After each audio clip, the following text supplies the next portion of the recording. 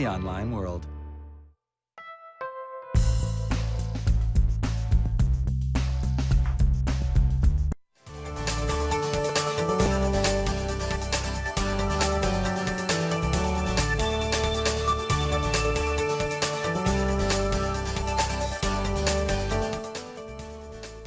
Hello and welcome to Vital Signs. We're back with a new season. I'm the guest host, Celeste Licorish, filling in for Terry Cook. Welcome back to our new season of Vital Signs.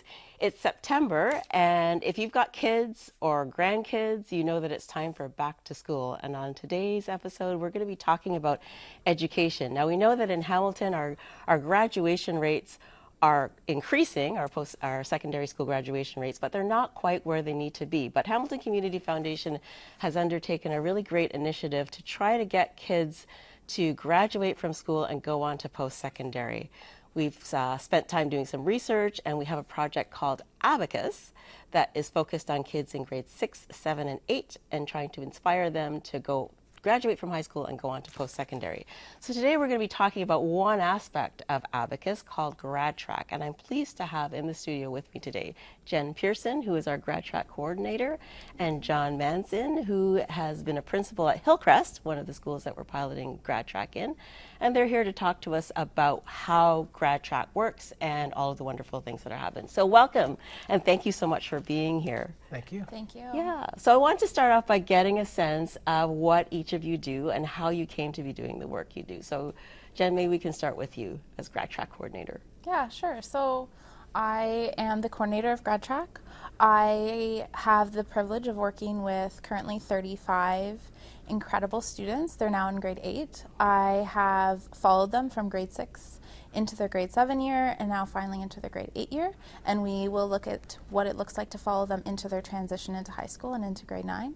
Awesome. I get to work directly in school with them, and I also have the opportunity to work with them outside of school hours, as well as during the summertime. Nice. Yeah. So you've been working with these students for how long? 2 years now? We're going into our 3rd year. So yeah, two full years. So as Grad Track Coordinator, this is a pilot. Yeah. So you're working with a specific group of students, and you're helping them. What are some of the kinds of things that you're helping them with in the schools? So we look at a lot of soft skill development. So we look at and we focus primarily on their learning skills, so that front page of their report card. And making sure that they have the skills that they need to succeed in their academics and during the rest of their classes. And then we focus a lot on future thinking and future aspirations. So what does it look like to build a future for yourself or have a dream of what you want to do outside of high school? Awesome, awesome. And so John, you were a principal at Hillcrest. Correct. And so you worked with Jen and with the Grad Track program, and what was that like? So tell us about your role as principal and what it was like to have Grad Track coming into your school. Absolutely. So, as principal, it's, Hillcrest School, it's a K-8 school, so about 560 kids. So Grad Track, working alongside Jen, and Jen's been fantastic with our students at Hillcrest. My role connected to Grad Track has mostly been around firstly supporting Jen and HCF staff with building relationships with our school, with our staff, with our students, with our parents in the community, trying to make sure that the objectives of Grad Track are able to be followed through the way they're intended to. Solving problems as they arise, connecting with parents to assess how the program's going. Mostly problem solving around any logistical issues or operational issues we have, and then supporting the kids in any way that I can to help them be successful in the program. Yeah. So maybe you could tell me a little bit about, so you said you've got like 35 kids and you've known them since grade 6. Yeah. So what was it like going into their classrooms? And there's a couple of schools, so you can talk generally about both sites. Going into the classroom, supporting a teacher where traditionally you wouldn't have a Grad Track coordinator. What was that transition like for the school and for you and meeting the kids and figuring that out?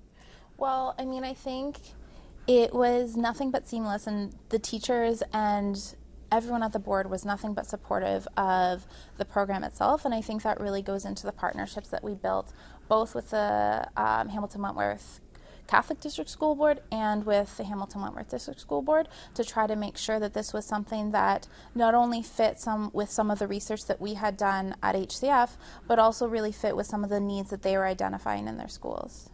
Awesome. Yeah. And so for now, the middle school years are a really unique and special time. So what is it about? Why does ABACUS focus on this particular grade segment specifically? I'll throw that out to either one of you. Sure. Well, and you've said it exactly, right? So middle school years are a critical time, right? So students kind of moving from adolescence, young adulthood, thinking about secondary school, you know, the excitement that has, but also some really difficult times. And it seems to be happening a little bit younger and younger every year in my experience in the last, 20-some years in education. So, focusing on a group of kids beginning in grade 6 with Grad Track has been really important. We seem to be missing, or this particular cohort seemed to be missing the skills around goal setting and, long-term goals and being able to see themselves outside of today, the here and now. Right. And we know that, about youth, right? That they're living in the moment.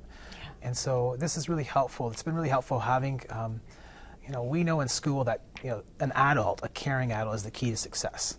We know that the teacher is really important in the classroom, it's the #1 indicator for students having success in school. But even more so a caring adult, especially in communities where, sometimes kids are a little bit marginalized.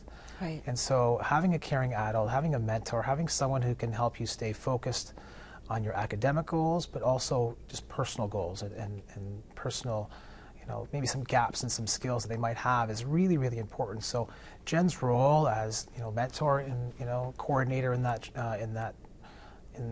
role in Grad Track. Coordinator sounds like you're organizing events. It's really way more than that. It's more of a mentor. It's more of a life coach for these kids. It's more of an ad hoc parent in some respects. And speaking of parents, how have you engaged parents in this whole process through Grad Track? Because, it's one thing you send your kids to school, you think the teacher's going to be doing stuff, the principal of the school. So what have you done to sort of engage parents in having a Grad Track coordinator or having someone else in their kids' lives? That's been a key piece, and I'll let Jen speak to what she does, but that's been huge for us, right? So, bringing the home into the school is so important to success for students. And so one of the great pieces has been Jen's ability to connect with the parents, build a relationship with the parents, so that we get them on board in the school, supporting their student and understanding what it is we're trying to do. Jen can talk more about what she does, but it's been a key part of the program. Yeah, so maybe Jen, you could tell us a little bit about what you've done to try to engage parents and families who maybe didn't have the connection with the school that they do now. Yeah, I think, for starters, I think it's so important to intentionally connect with parents. I think oftentimes we look at parents as a piece of a child's life, but really that there's the school hours and then they go home and there's parents, and it's almost these two separate worlds that the students operate within. So as John said, to be able to connect those two worlds is crucial. Part of what we do is just communication. It's relationship building with the parents as much as it is relationship building with the students. It's connecting with parents around their goals for their students or for their children, and how those connect with the students' goals and our goals for their students.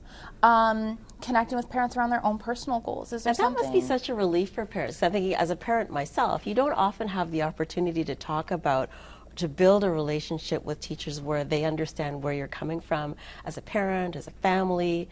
So to build that trust is really critical. So the skills that you are using to do that must be really quite special to be able to. And I think part of it is parents knowing that there's that consistency in that relationship piece, right? They know if I'm able to say I'm going to be here for grade 6 and grade 7 and grade 8 and be able to be with them beyond the borders of Hillcrest and when they go into high school, that brings so much weight to parents to know that there's somebody who consistently will be able to follow their child. Yeah. Awesome. Absolutely. Yeah. So talk to me a little bit about the transition. So kids are in grade 8 right now, and they're going to be going on next year to high school. So how do you help them, and what will that transition look like? Because Grad Track does not operate won't operate in high school. No. I think it's being able to, in many ways I still see, and I've always seen, the role of this mentor or learning coach or whoever in these schools as a bit of a connector for students. So not only is it my job to build that relationship with the students and work on pieces of goal setting or of aspirational thinking or learning skills with them, but it's also to be able to connect them to others in the community who are doing this work as well, who can maybe relate more specifically to a goal or specifically to a component of something that interests them, and be able to do that. So I think with transitioning, it's really being able to expand that role and make sure when they go to Hillcrest or when they go to Churchill that they see people that they can trust, right? So whether it's doing a scavenger hunt around the high school of supports and where to find supports that they need, or whether it's having them attend and go into a grade 9 English class and sit in the class for a day, it's being able to build that familiarity that they feel with Hillcrest right now before they go into Churchill, to make sure they feel that. So it sounds like you're really helping them develop self-advocacy skills, like they're going to be able to advocate for themselves and navigate systems that maybe before they wouldn't have the opportunity to do. Do you have the opportunity to help them with, because when you're in grade 8, you're sort of choosing like what stream you're going to be in when you're in high school. Do you help them through the goal setting process to think about those things? Because the goal of Grad Track ultimately is for kids to graduate and then go on to post-secondary. I think that it's important to be able to make sure that the students have a match between what it is that their aspirations are and the stream that they'll be going into in high school. And I think sometimes it's a bit of a shock for students to find out that they can't necessarily switch streams as easily, or they can't float between streams depending on the year or how they feel. And they can't just kind of coast through till grade 12 and then all of a sudden start to really put that effort down, in. So I think it's making sure that they understand the importance of choosing their whether they're going into academic or applied. Okay, hold that thought. Yeah. We're going to throw to a break. We'll be right back with John and Jen talking about ABACUS after this break. You consider yourself a good citizen, a good employee, and courteous person. But when you get behind the wheel, you become a maniac, hogging the road, saying and doing things you would never do without the protection of your vehicle. You tell yourself you're a good driver. You just like to go fast. In 2017, there were 1,681 collisions that involved injuries and 16 fatalities in Hamilton. Speed kills. Slow down. Driving is a privilege, not a right. A message from the City of Hamilton.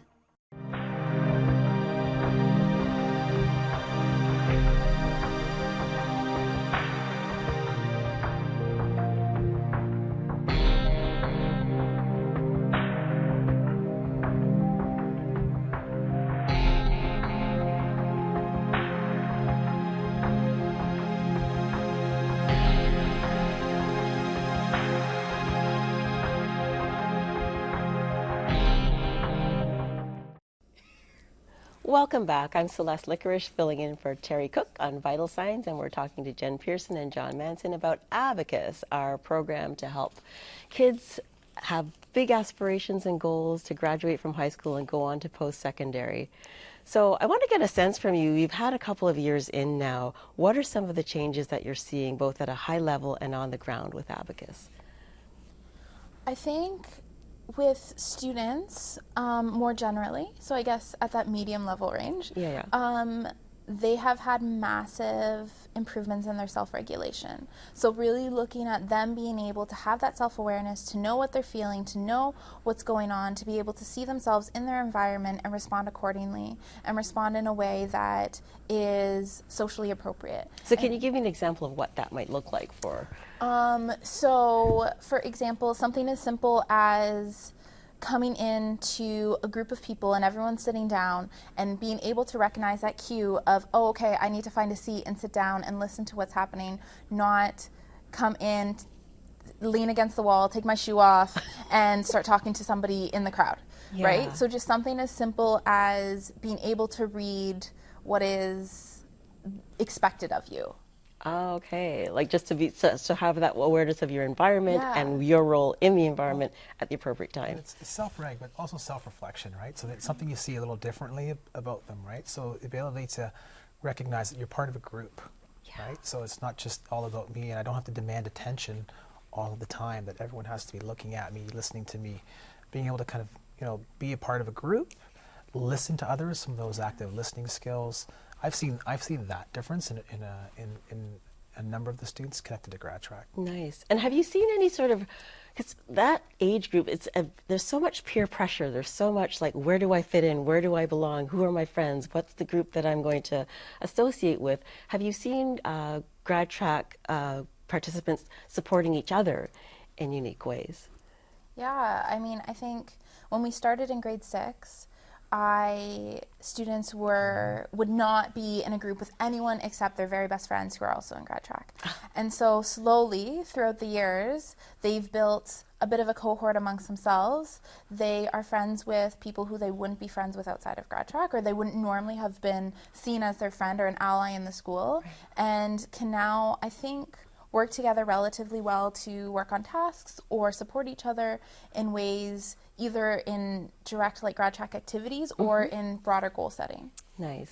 And we've heard from parents around, changes in their child, right? Just, openness at home and communicating around, challenges or struggles around things at school.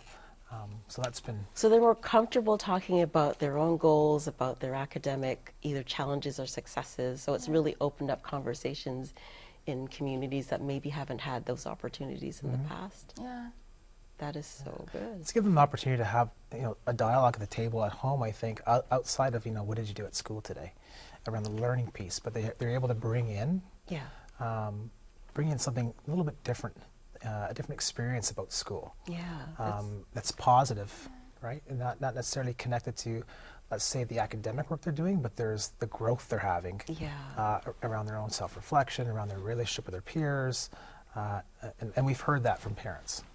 And I think it's also more around enhancing their school experience. Yeah. So being able to work with them to find and see school as a place that they want to be. So whether they're having an issue or a conflict with a teacher, or whether they're having an issue with one of their peers, Grad Track is able to sit there and sit down with them and talk through maybe some of the possibilities of how can we resolve this, or how can you advocate for yourself differently. So rather than resisting and saying, I don't want to be part of this, now it's like, how do I problem solve? How do I look at something that's making me potentially uncomfortable, but work through that with the supports and people that are around? Yeah, that's also good. So apparently there is some news coming out of the Higher Education Quality Council, which I always say that wrong. But maybe, Jen, you could tell us a little bit about that. For sure. So the Higher Education Quality Council of Ontario, so HECO, has been instrumental in creating and shaping Grad Track for what it is today through research, through the research of Fiona Deller, to implementation, to our evaluation. And the exciting thing about this is HECO, along with HCF, will be able to follow and measure the potential impact that Grad Track has had on some of its students longitudinally until their high school completion. So we'll be able to see what the impact of this program has been, not just in the short term for when they transition into grade 9, but really up until they complete high school, and see where they choose to go along their path then. Wow. Yeah. So that's something where you won't be directly involved as Grad Track Coordinator, but the study will be able to follow them and see how they're doing, what they're thinking. So what is the sort of long-term goal for, because this is a 10-year initiative, so what's the long-term goal for Grad Track? What are you hoping to get out of it? Well, I think other than obviously kids, graduating and going on to post-secondary. Well, I think for the students, it's to be able for them to see themselves as leaders, and for them to be able to see a future for themselves. I think sometimes, particularly, I think there's a lot with social geography, and sometimes where we grow up really dictates what we aspire to or what we think we can aspire to. So I think it's really about, no matter what Grad Track looks like or doesn't look like coming into our 4th year, I think it's important for at least this cohort and other students connected to ABACUS be able to see and aspire to something they might not have thought they could otherwise. Yeah, because we know that there are some neighborhoods, and I'll ask you to speak about this, John, that there are challenges. We know from the research that we've done that, the outcomes in certain neighborhoods in Hamilton are very different for students, for parents. It's part of why we started ABACUS, because we want to really break the cycle of poverty. So What are some of the things that, in a neighborhood, that something like ABACUS can really make a difference for? Well, and Jen mentioned, social geography, right? So, Yeah. The corner of the city that Hillcrest is located in, it's a community where wonderful, vibrant, diverse community. At the same time, families, things are tough, right? Yeah. So we talk about poverty, we talk about generational poverty. That's something that's really real for the Hillcrest community. So one of the things that I think has been fantastic about ABACUS is that our kids don't necessarily get out of the neyborhood. Right, and so they don't. Like on a weekly basis, or on a weekly weekends, through or? the summer. They just, they stay tight and they stay close to the neighborhood. Yeah. And so, families may not have the means to, travel outside of that, provide opportunities. Our kids aren't highly involved in extracurricular sports outside of the school. So, although they love athletics at the school, they're not involved outside of school in community They're sports. not doing rep hockey or that kind of thing. It's something that's really not attainable for many of our families. Just can't simply afford it, right? So even with lots of opportunities, it's just not seem to be happening. And so what Grad Track's help for, in particular with the grade 6 to 8 group, is exposure, right? So exposure outside of their neighborhood. Exposure to career opportunities, exposure to employment opportunities, exposure to different fields that maybe they haven't thought about.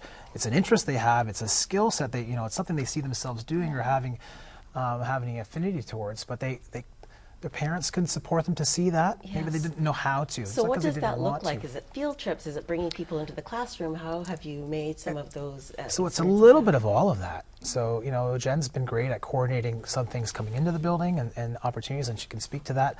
But for me, it's the really exciting part has been those opportunities outside of the neighborhood, right? Because I know as a parent, what I provide my own children as far as opportunities and experiences, it's not happening. Right. And so Grad Track is actually providing, doing that. So Jen, maybe for you those could give kids. us an example of a trip or camping experience or something where the kids have had a chance to be outside their neighborhood. And So I think there's a couple of experiences. I think one that comes to mind is the students had the opportunity to go to EA Games in Kitchener-Waterloo, and they got to see, and it was really just an office tour.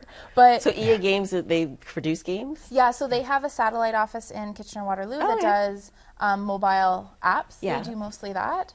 And so it was really, it was just an office tour, but they got to meet software developers and they got to meet some of the developers and engineers who had worked on some of their favorite games. Really? That must have been wild for them. And they got to ask questions about what it was like to be a software engineer, what it was like to work at a company like that, what were some of the perks. And so they got to, see Kitchener-Waterloo, most of them for the first time. See not just that, but the drive from Hamilton to Kitchener-Waterloo and what that entailed. And then also be able to experience that and experience what the office was and what their work culture was like. For a lot of them, that would have been the first time they had ever set foot in a professional office. Wow. So to see that culture. That's amazing. So we only have a couple of minutes left. So to wrap up, I want to get from each of you sort of a Grad Track highlight, like something that since the program has started, either story or something that really has sort of touched you and made you think, yeah, we're on the right track with this.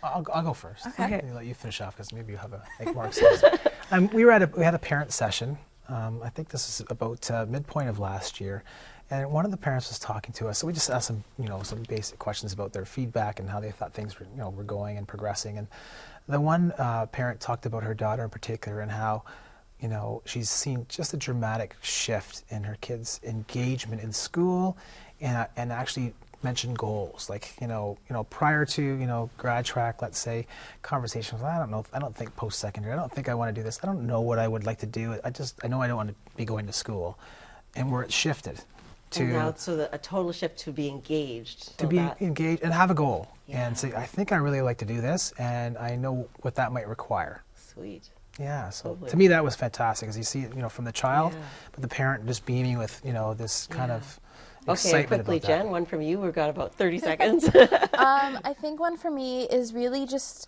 the transformation I've been able to see in one of my students.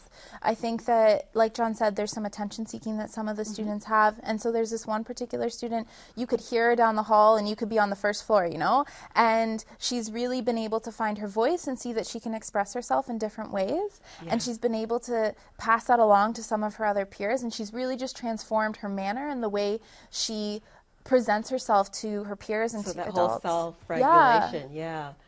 We are out of time, but I have to say this has been really incredible. Thank you so much both for being here, Jen Pearson and John Manzin. We look forward to hearing more great things about what's happening with ABACUS, so thank you both for being here. Thank you. Celeste.